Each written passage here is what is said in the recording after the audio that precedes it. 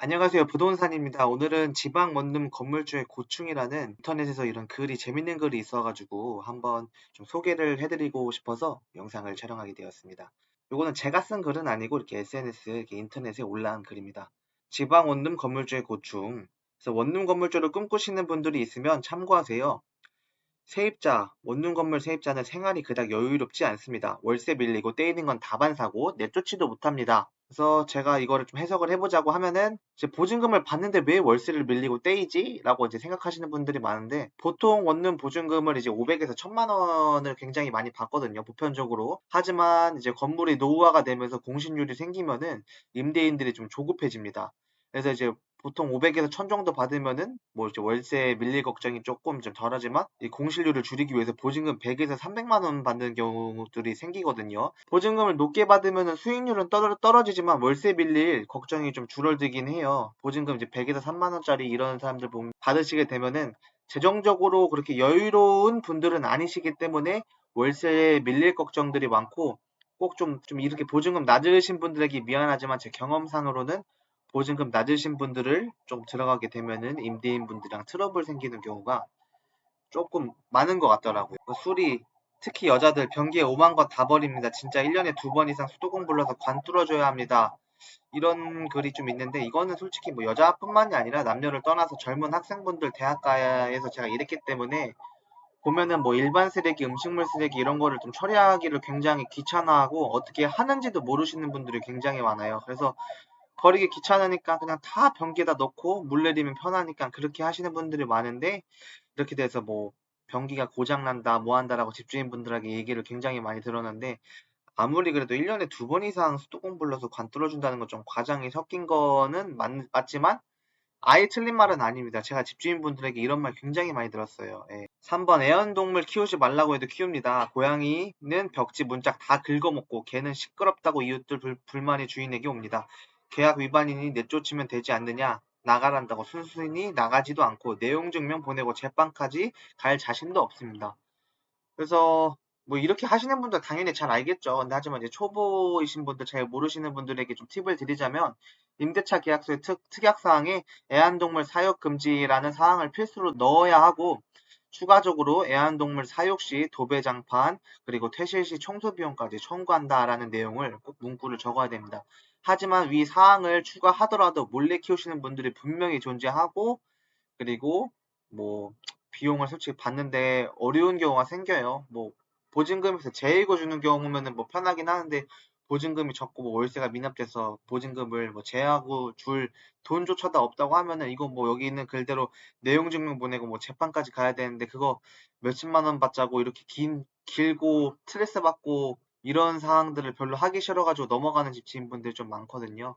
그래서 보통 애완동물 사육을 많이들 금지를 해요. 원룸에서. 그래서 이제 보통 이제 원룸을 이제 거주하시는 임차인분들이 애완동물은 사육은 하고 싶은데 집주인분들이 이제 사육을 금지하기 때문에 원룸 뭐 애완동물 사육이 되는 집들 같은 경우는 임차인들이 뭐 월세를 뭐 같은 집이라고 하면은 뭐 5만 원, 10만 원을 더 내고서라도 애완동물을 이제 허용을 해주는 곳으로 들어가려고 하는 곳이 있기 때문에 애완동물을 허용해주는 집은 뭐 평균적으로 5만 원, 10만 원 더 받을 수 있다라는 팁을 드립니다.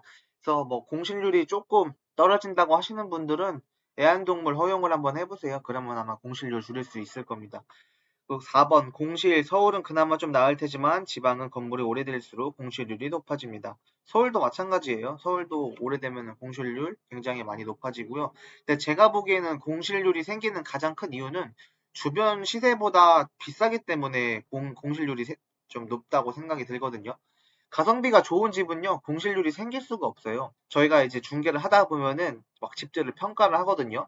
A등급집, B등급집, C등급집 이러는데 A등급 집 같은 경우는 공실률이 없습니다. 그 집은 나오자마자 항상 나가기 때문에 그렇다고 A등급 집이 뭐 위치가 좋고 뭐 집이 깨끗하고 뭐 이런 게 아니라 안 좋은 집이더라도 그 집에 맞게 정확한 시세에 맞는 월세를 받게 된다고 하면은 그래도 A급 집이 될 수가 있기 때문에 그런 집들은 이제 공실률이 없습니다. 근데 공실률이 있는 제 경험상 있는 집들은 현재 주변 시세에 비해 그 퀄리티가 집의 퀄리티가 좀 떨어지는 경우 공실률이 있기 때문에 주변 시세에 맞게 시세 측정을 하는 게 공실률을 떨어뜨릴 수 있는 좋은 방법입니다. 청소, 대행업체에게 맡기면 편한데 내 대행업체에 맡기면 일주일에 한 번 청소해줍니다. 근데 집주인이 아침 저녁으로 건물 주변 관리 안 하면 불법 쓰레기 투기로 몸살이 나고 건물 주변이 아수라장이 돼버립니다.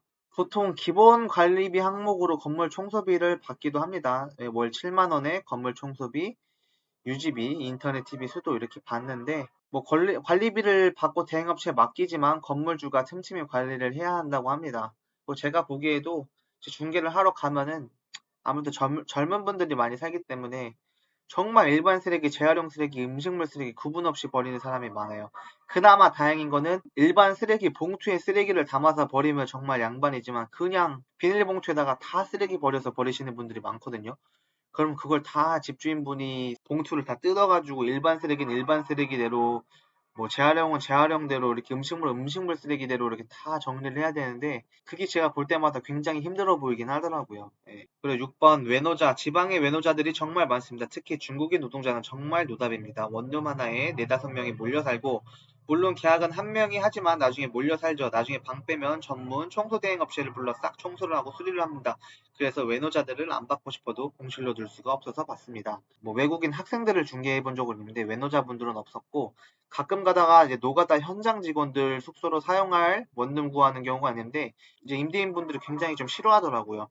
그래서 누가 거주할 거예요? 이러는데 아 여기 현장 사람들이 숙소로 활용한다고 해요 라고 하면은 거부하시는 분들이 굉장히 많아요. 그래서 제가 왜 그러냐고 이렇게 이유를 물어보면은 뭐 노가다 숙소로 사용하게 되면 아무래도 이제 그분들이 집이라는 개념보다 숙소라는 개념이 크고 자기들이 월세를 지불하거나 보증금을 지불하거나 이런 거가 아니기 때문에 좀 주인의식이 없어서 집을 막 쓰고 망가뜨리고 좀 더럽게 쓰고 이러는 경우가 좀 많다고 해요. 그래서 퇴실을 하게 되면은 집이 아무리 좋았던 깨끗한 새 집이어도 정말 막 더럽게 바뀐다고 해가지고 임대인분들이 이런 분들은 잘 선호를 안 하시는 경우를 제가 굉장히 많이 봤습니다. 이런 문제들 말고도 상상도 못할 일들이 툭툭 터집니다. 노년에 원룸 건물 하나 겨우 마련하셔서 노후대책 하셨다가 좋아하시던 아버지가 지금은 감당이 안 된다며 건물을 내놓으셨는데 3년이 지나도 안 팔렸네요. 지방은 건물값도 안 오릅니다. 건물주가 꾸미신 분들 가능하면 서울에 건물 사시는 걸 추천드리고 서비스직이라고 생각하시는 게 편하실 겁니다. 저도 옛날에는 건물주라고 하면 굉장히 좋을 거라 생각했거든요. 막 불로소득이고 일도 안 해도 월세들 따박따박 들어오고 굉장히 좋은 거 아니야라고 생각했는데 건물주라는 것 자체가 직업이에요. 어떻게 보면은 좀 편하게 건물주로 이렇게 일하시는 분들도 있지만 제가 봐줬던 분들은 굉장히 바쁩니다. 그래서 좀 그거를 예로 한번 설명을 드리자면은 보통 이제 원룸 다가구가 한 15세대 정도 된다고 하면은 이 15세대가 뭐 평균적으로 1년 계약을 많이 하죠. 원룸 월세 같은 경우는. 하지만 1년을 다 채우고 퇴실하시는 분들이 많지 않고 보통 이제 2달, 3달 정도 살고 나가시는 분들이 굉장히 많아요. 그래서 15세대인이 거의 2~3달 정도 살고 나간다고 하면은 매달 한두 명, 많게는 3명 정도 퇴실자가 생기는 거고, 그러면 이 퇴실자를 공실률을 줄이기 위해서 이제 부동산에 다 내놓잖아요. 그럼 여러 부동산으로부터 집 보러 가도 되냐고 막 전화를 막 수십 통씩 받습니다. 진짜 거짓말 안 치고, 제가 집을 중개하러 가는 사이에도 집주인분을 만나 뵈면은 집주인분 계속 부동산으로부터 전화를 받아요. 아, 그 집 나갔어요? 그 집 보러 가도 돼요? 딱 끊기면 또 전화하고 또 전화하고 한 좀 과장 못해서 한 30분에서 1시간 단위로 계속 전화가 옵니다. 부동산으로부터. 굉장히 힘들어요. 자기 생활이 없습니다. 이 집주인분들은. 그리고 매달 부동산에 가가지고 퇴실된 호실 다시 계약서 쓰러 가야 되고 이 계약서 쓰시러 가는 게 별거 아닐 것 같지만 보통 계약서 쓰러 가면은 한 2시간, 1시간에서 2시간 정도 소요가 됩니다. 뭐 별거 아닌 것 같지만 가서 그냥 도장만 찍으면 되는 것 같지만 이 절차도 한 2~3시간 정도 걸리기 때문에 이거 계약서 쓰러 가는 날 거의 하루 다 갑니다. 예. 그리고 매달 15개 호실 월세 들어왔는지 관리비 들어왔는지 입금 확인해야 되지 제대로 들어왔는지 봐야 되지 미입금된 세대가 있으면 전화해서 왜 입금을 안 했는지 물어봐야 되지 굉장히 쉽지가 않은 게 이 다가구 건물주의 일상이에요. 저도 아무것도 몰랐을 때는 굉장히 부러워했지만 저는 솔직히 아파트를 투자하면 투자를 했지 시세도 별로 오르지도 아파트에 비하면 그렇게 많이 오르지도 않는데 차라리 아파트를 투자하는 게 더 낫지 않을까라는 생각을 지금은 하네요. 그래서 오늘 그냥 지나가다가 재밌는 글이 있어가지고 공감도 많이 돼가지고 또 이 글을 통해서 또 제가 경험했던 것들 또 살을 붙이면 재밌는 컨텐츠가 될 것 같아서 한번 영상을 촬영하게 되었습니다. 그래서 오늘 주제는 좀 여기로 끝나겠습니다. 감사합니다.